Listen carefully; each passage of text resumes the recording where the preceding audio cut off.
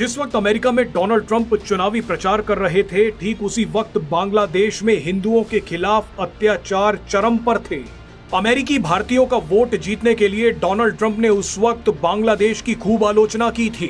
Donald Trump ने कहा था कि मैं बांग्लादेश के हिंदुओं को बचाऊंगा, लेकिन अब खबरें आ रही हैं कि डोनाल्ड ट्रंप बांग्लादेश के कट्टर प्रधानमंत्री मोहम्मद यूनुस से हाथ मिला रहे हैं।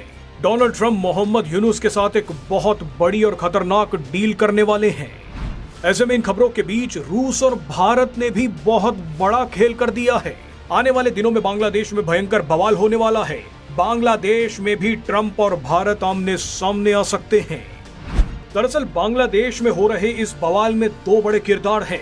पहला किरदार मोहम्मद यूनुस हैं, जो चीन के बाद अमेरिका से मदद मांग रहे हैं। तो दूसरा किरदार बांग्लादेश के आर्मी चीफ जनरल वकार-उज-जमा हैं, जो रूस और भारत से मदद मांग रहे हैं। इन दोनों की लड़ाई में अगर मोहम्मद यूनुस जीते तो बांग्लादेश में अमेरिका घुसेगा, और अगर आर्मी चीफ वकार-उज-जमा जीते तो भारत और रूस को बांग्लादेश में रणनीतिक जीत मिल जाएगी।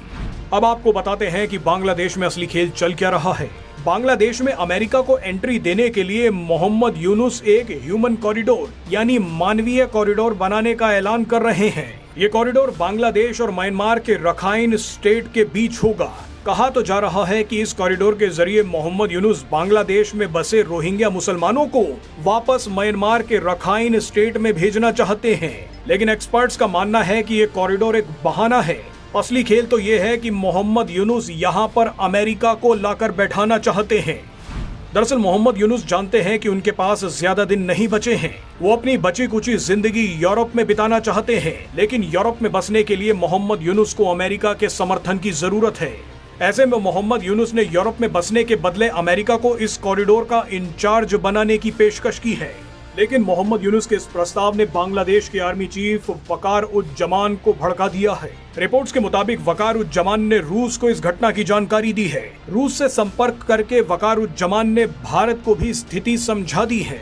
वकार-उज-जमान ने इशारा कर दिया है कि अगर अमेरिका इस कॉरिडोर का इंचार्ज बना तो सबसे पहले तो भारत को नुकसान पहुंचेगा। वकार-उज-जमान ने इशारा देकर बता दिया है कि अगर इस इलाके में अमेरिका आकर बैठ गया तो भारत और रूस को किस तरह का खतरा हो सकता है। रिपोर्ट्स के मुताबिक रूस और भारत ने वकार-उज-जमान को हर तरह का समर्थन देने की बात कही है। भारत और रूस का समर्थन मिलते ही बांग्लादेश के आर्मी चीफ वकार-उज-जमान ने मोहम्मद यूनुस को 3 बड़े संदेश दे दिए हैं। वकार-उज-जमान ने मोहम्मद यूनुस से कहा है कि दिसंबर तक देश में चुनाव होने चाहिए, सैन्य मामलों में सरकार का कोई दखल नहीं होना चाहिए, और हम म्यांमार के साथ इस ब्लडी कॉरिडोर को शुरू होने नहीं देंगे।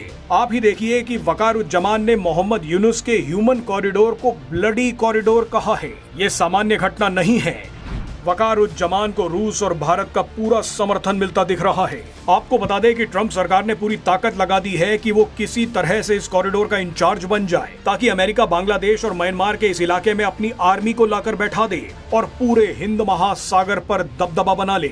अमेरिका इसी इलाके में दशकों से एक नेवल बेस भी बनाना चाहता है। अपने तख्ता पलट से पहले शेख हसीना ने बताया था कि अमेरिका बांग्लादेश के इस इलाके और म्यांमार के रखाइन स्टेट को तोड़कर एक नया देश भी बनाना चाहता है। लेकिन रूस और भारत ने पूरा खेल पलट दिया है। बांग्लादेश के आर्मी चीफ वकार-उज-जमान कुछ दिन पहले अचानक रूस पहुंच गए और मदद मांगी। रूस ने भी तुरंत अपने 3 जंगी जहाज इसी इलाके में भेज दिए, जहां से ह्यूमन कॉरिडोर बनाने की बातें हो रही हैं। इसी बीच भारत ने भी बांग्लादेश के खिलाफ कई व्यापारिक प्रतिबंध लगा दिए हैं, जिसकी वजह से लाखों बांग्लादेशियों की नौकरी चली गई है और बांग्लादेश को अरबों का नुकसान हो रहा है। सूत्रों के मुताबिक भारत ने शेख हसीना को भी एक्टिव कर दिया है। शेख हसीना ने इस पूरे मामले के बीच एक तुरुफ का इक्का फेंक दिया है। शेख हसीना ने कहा है कि मैं वापस आऊंगी तो सब ठीक हो जाएगा। मैं मोहम्मद यूनुस की आतंकी सरकार को हटा दूंगी और भारत से दोबारा व्यापारिक संबंधों को ठीक कर दूंगी।